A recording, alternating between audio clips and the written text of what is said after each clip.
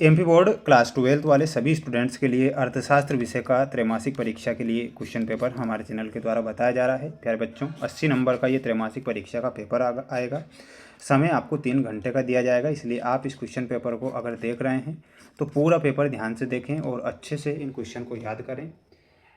प्रत्येक वर्ष ऐसे ही क्वेश्चन परीक्षाओं में बनते हैं, इसलिए आप सभी छात्रों के लिए ये वीडियो मेरे द्वारा बनाया जा रहा है। सभी साथीगण, विद्यार्थीगण अच्छे से पढ़ें, क्योंकि इस बार 12th है और अच्छे से मेहनत आपको कर लेना है। जो बच्चे हमारे साथ आज नए जुड़े हैं, प्यारे विद्यार्थियों, चैनल को आप सब्सक्राइब जरूर कर लीजिएगा।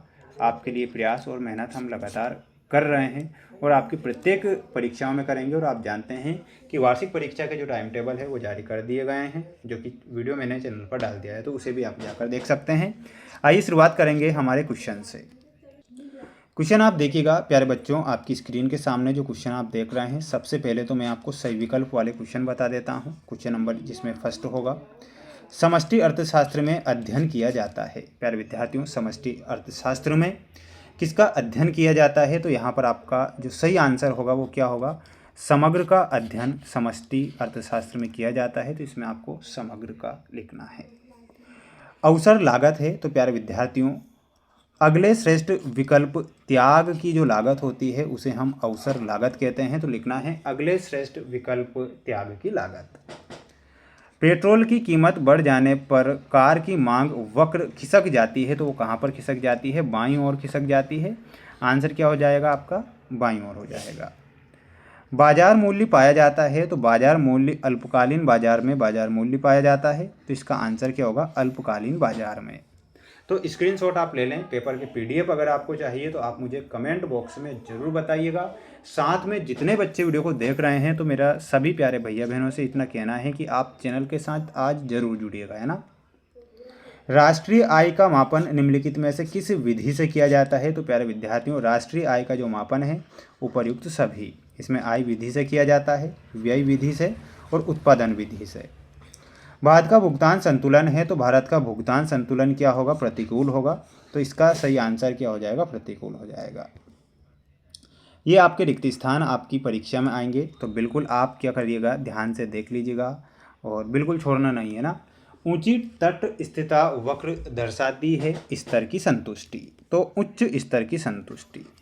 आंसर क्या हो जाएगा इसमें? उच्च स्तर की संतुष्टि। कार तथा पेट्रोल वस्तुएं हैं, तो कार तथा पेट्रोल जो कि पूरक वस्तुओं के अंतर्गत आता है, तो लिखना है पूरक। कृषि को क्षेत्र में शामिल किया जाता है, तो कृषि जो होता है उसे हम प्राथमिक क्षेत्र में शामिल करते हैं, लिखना है प्राथमिक क्षेत्र। राष्ट्रीय आय की गणना होती है, तो राष्ट्रीय आय की जो गणना होती है वो प्रति वर्ष होती है, इसमें क्या लिखना है? प्रति वर्ष। पैमाने के प्रतिफल का संबंध काल अवधि से होता है, तो इसका आंसर होगा दीर्घकाल अवधि से होता है। काल में मांग की शक्ति प्रभावशील होती है, तो अल्पकाल में होती है, तो आंसर क्या होगा इसका? अल्पकाल होगा। अब आप क्या करें? इसका एक स्क्रीनशॉट ले लें और अच्छे से याद कर लें। माय डियर फ्रेंड्स, मेरे द्वारा जो प्रयास और मेहनत हम कर रहे हैं आपके लिए कर रहे हैं, और बिल्कुल आपके अच्छे नंबर आएँ। और ये जो क्वेश्चन मैं बता रहा हूँ ना, आप इन्हें सिर्फ याद जरूर करिएगा, क्योंकि ये वार्षिक परीक्षा में भी आते हैं, है ना। सीमांत उत्पत्ति त्रास नियम एक सर्वव्यापी नियम है, तो ये आपको क्या लिखना है? सत्य लिखना है। मांग तथा पूर्ति की शक्तियाँ लंबी अवधि तक स्थायी साम्य की अवस्था में रहती है, ये गलत हो जाएगा। तीसरा है, काले धन ने देश में समांतर अर्थव्यवस्था को जन्म दिया है, ये सत्य होगा। भविष्य में ब्याज दर में वृद्धि बचतों को कम कर देती है, तो ये क्या हो जाएगा? गलत हो जाएगा। निर्यात प्रोत्साहन अभावी मांग की समस्या को हल कर सकता है, सत्य लिखना है। व्यापार संतुलन में दृश्य मदों तथा अदृश्य मदों दोनों का समावेश होता है, ये गलत हो जाएगा। ठीक है, तो ये आपको करेक्ट आंसर के रूप में करने रहेंगे। अब आप इसका एक स्क्रीनशॉट जरूर लें। प्यारे बच्चों, प्यारे साथियों, आपके लिए जो मेहनत कर रहा हूँ ये तो आप जानते हैं, और बिल्कुल मैं आपको अंतिम जो एग्ज़ाम रहेगी वहाँ तक आपके लिए मेहनत करूँगा। बेलोचदार, तो बेलोचदार में आपको मिलाना है अनिवार्य वस्तुओं की मांग, वो बेलोचदार होती है, तो इसमें मिलाना है ऑप्शन नंबर बी। समाशोधन गृह, तो इसमें रिजर्व बैंक सही उत्तर हो जाएगा, तो मिलाना है रिजर्व बैंक से। भारतीय रिजर्व बैंक ने काम प्रारंभ किया था, तो ये काम उन्होंने कब प्रारंभ कर दिया था? तो थर्ड में ध्यान रखना है 1935 में प्रारंभ किया। आय तथा बचत दोनों परस्पर एक दूसरे से प्रत्यक्ष संबंध रखते हैं। भारत में बजट की स्वीकृति, तो भारत में जो बजट की स्वीकृति होती है वो 1994-95। सेवा कर, तो सेवा कर में आपका सही आंसर क्या हो जाएगा, देखिएगा 6 का जो होगा भारत में बजट की स्वीकृति, तो इसमें ऑप्शन नंबर डी से मिलाना है ना, 31 मार्च, सॉरी यहाँ पर सेवा कर में ऑप्शन नंबर सी सही होगा, सन 1994-95। चालू खाते की मदें क्या होती है, आयात निर्यात, दृश्य मदें अदृश्य मदें, यानी कि इसमें ऑप्शन नंबर एफ सही होगा। तो ये आपकी जोड़ी यहाँ पर कंप्लीट होती है। नेक्स्ट देख लीजिएगा, ये अगला क्वेश्चन है आपका, ध्यान से इन क्वेश्चन को याद करना है। देखिएगा, कौन सा वक्र उद्गम की ओर उन्नतोदर होता है, तो यहाँ पर आपको क्या लिखना है, तट स्थिता वक्र। क्या लिखना है, तट स्थिता वक्र। अगला है, उत्पादन के साधनों की मांग किस प्रकार की होती है, तो ये व्युत्पन्न मांग होती है। तो यहाँ पर आंसर क्या हो जाएगा आपका, व्युत्पन्न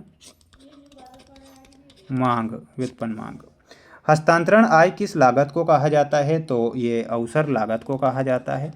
तो यहाँ पर क्या लिखना है, अवसर लागत।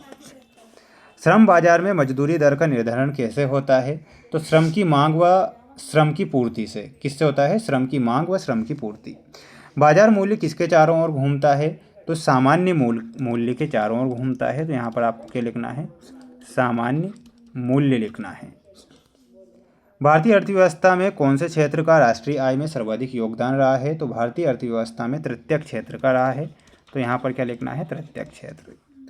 त्रुटि और लोप किसे कहते हैं, तो ध्यान से सुनिएगा कि सभी अंतर्राष्ट्रीय लेन देनों की भूल चूक सुधारने के लिए BOP का तीसरा अवयव त्रुटि और लोप कहलाता है। ये आपको लिखना है। सभी बच्चों से मेरा कहना यही रहेगा कि आपको सभी जो 23 क्वेश्चन के आंसर हैं वो हमारे चैनल के द्वारा बताए जाएंगे। तो बिल्कुल सभी विद्यार्थियों को कुछ जो क्वेश्चन बच रहे हैं उनके आंसर नेक्स्ट वीडियो में बता दिए जाएंगे। तो चैनल को सब्सक्राइब जरूर करके रखिएगा, है ना, और बिल्कुल अच्छे से पढ़िएगा इन्हें। सभी सेट पेपर चैनल पर अपलोड कर दूंगा, सिर्फ आपको पढ़ना है।